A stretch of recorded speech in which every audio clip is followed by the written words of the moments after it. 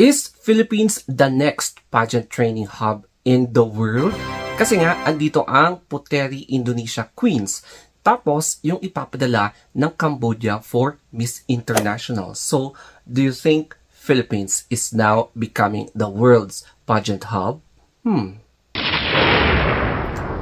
Not one, not two, but there are many pageant training camps here in the Philippines na hindi alam ng ibang bansa. So, bakit tayo nagkaroon ng maraming pageant training camps? It's because ang dami nagsusulputang mga local, regional, national, and international pageants na every month na nalalaman natin na may bagong pageant. So, ang dami na rin inspired na candidates na gustong sumali sa pageant. And how maging pageant candidate or how maging beauty queen. So, andito na nga yung mga nag-form na mga beauty pageant training camps. So, we have training camps locally, regional, tapos national. That is why the Philippines is now poised to become one of the pageant training camps in the world. So, isa sa mga matunog na very blessed ang Philippines ay ang pagdating ng Puteri Indonesian Queens. And we are very thankful that Indonesia trust the Philippines para i-train sila sa kanilang international beauty pageant competitions.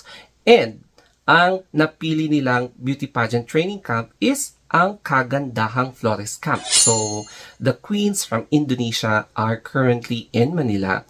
So, nag-undergoing sila ng training by Kagandahang Flores Camp. So, they have that program na napatunayan din nila na marami na silang queens from other countries na nanalo sa mga international beauty pageants. And subok na talaga ang Kagandahang Flores Camp. Tapos, ang second, yung trainer ng Miss Universe Thailand na si Anna. And currently, under siya sa RL's Angels. So, RL's Angels ay isa na ring Pinoy na pageant training camp na kung saan they are also known for training other international beauty queens, other nationalities. And napatunayan talaga ng RL Angels na nakakapag-produce sila ng mga national winners or even nakakapag-place sa international beauty pageants. O, di ba? So, makikita mo talaga dito na the Philippines is now becoming the hub, the pageant training hub in Asia. So, makikita mo, yung mga ibang Asian nations are trusting the Philippines to train their beauty queens para sa international beauty pageant competitions. And pag-uusapan natin ang mga pinaka-famous na beauty pageant camps here in the Philippines. Ang pinakauna sa lahat ay ang Aces and Queens. So, headed by Jonas Gaffud na responsible for training queens para sa national or regional, national or international level. And currently, si Jonas Gaffud ang isa sa mga na-appoint ng Miss Universe Philippines to train.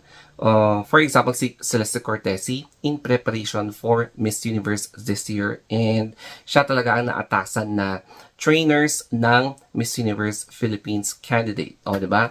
So, aside from Aces and Queens, we have yung famous na Kagandahang Flores Camp. So, this is now, nagdo-dominate sila ngayon kasi ang dami nilang international na clients from all over the world. So, as you can see, ang daming mga international candidates na napapabalita na pumupunta dito sa Pilipinas.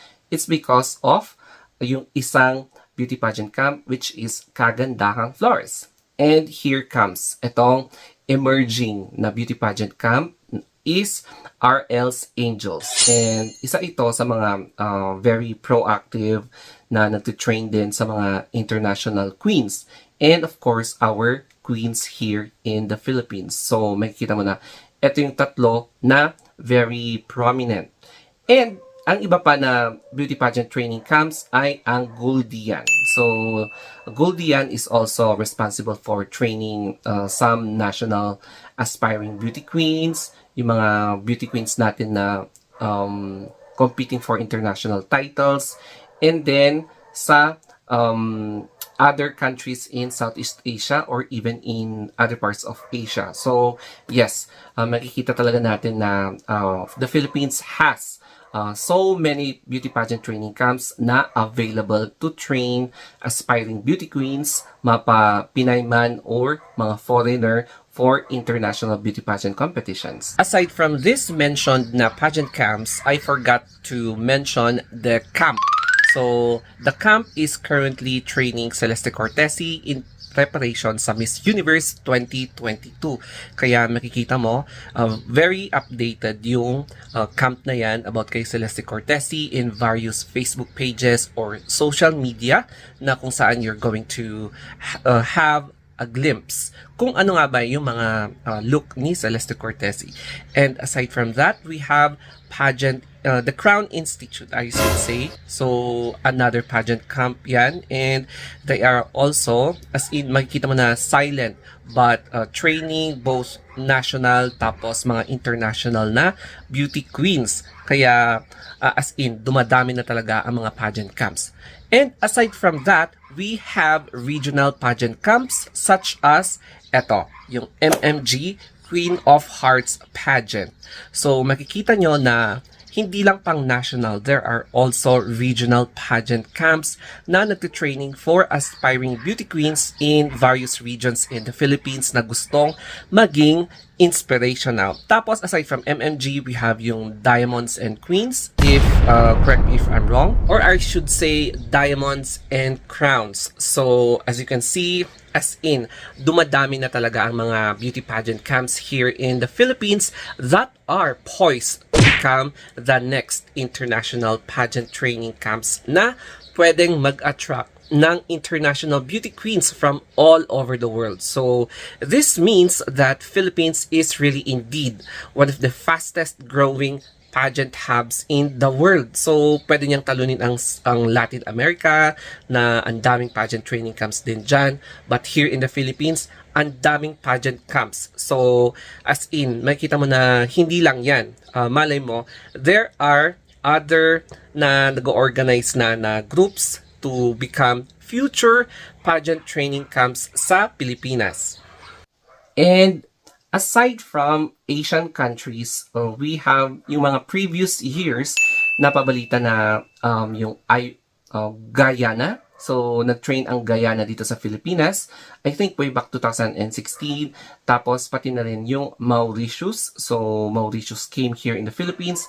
Tapos, ang Malta. So, makikita mo talaga na hindi lang pang Asia, pwede na rin pang other parts of South America, and some parts of Europe, if I'm not mistaken, Malta. So, may mga independent na trainers na pupunta sa mga ibang countries in order to train yung mga aspiring beauty queens nila para makapag-place sa international pageants such as Miss Universe, Miss International, Miss Earth, ayun, Miss World.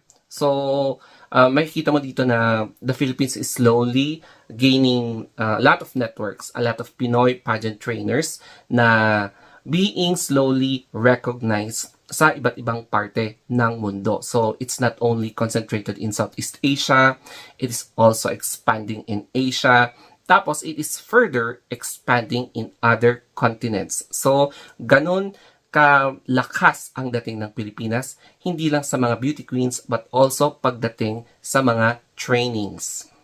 And to discuss further what makes the Philippines na nagkakaroon ng quality training sa mga beauty pageants. Ang pinakauna sa lahat is yung English language course. May pinoprovide ang mga pageant training camps yung pag-speak ng English.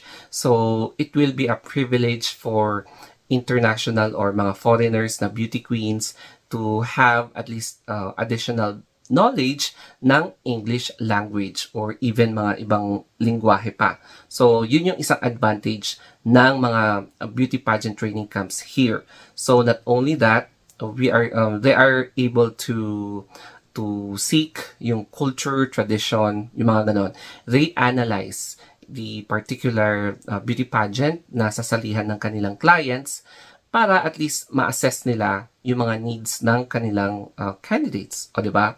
And syempre, we have that different pasarela training styles. And makikita mo naman na yung mga pageant trainers have their own recipe to improve yung pasarela, tapos yung physical fitness training, diet training, personality training, or character development training. So, it is a comprehensive training curriculum na pinoprovide ng ating training camps. So, kulang na lang mag-establish na sila ng school, mag-establish na sila ng physical na training campus para sa mga future beauty queens na isasabak sa national, regional, international, or intergalactic pageants pa. So, it will not be a surprise for us na there will be a time na itong mga beauty pageant camps na ito is mag-a-apply sila sa DepEd, they will file for an application para ma-approve sila as an institution. Pero I think, malay natin, baka nakapag-apply na sila and na-approve na sila as an active institution para to cater yung mga pageant needs, fashion needs, yung mga ganon, fashion designing needs na mga future candidates or future beauty queens na magiging inspirational ambassadress or mga icons in the future. Kaya for those international pageant fans who hates the Philippines or even who hates the Philippines queens, who hates Philippine pageant fans, you should be thankful that Philippines has many pageant training camps that provide trainings to improve the qualities of your own beauty queens in international beauty pageants. So, it's okay na international pageant fans bash us as pageant fans also dahil at least nakakatulong tayo sa mga ibang countries in regards to having a different na pageant training camps para naman makatulong sa kanilang pag-angat and magkakaroon sila ng placement sa international beauty pageants. So, that's it guys. Do you agree ba na Pilipinas ay isa na sa mga pageant hubs, pageant training hubs in the world? Yes or no? O, di ba? So, that's it. Thank you. And eto na ang latest update ko sa pageantry. So, always stay safe and mag-comment down below kayo kung ano yung mga suggestions nyo. And of course, request any topics para i-discuss natin. And you can also reach me in my social media accounts para naman na mas connected pa tayong lahat. So, thank you and God bless.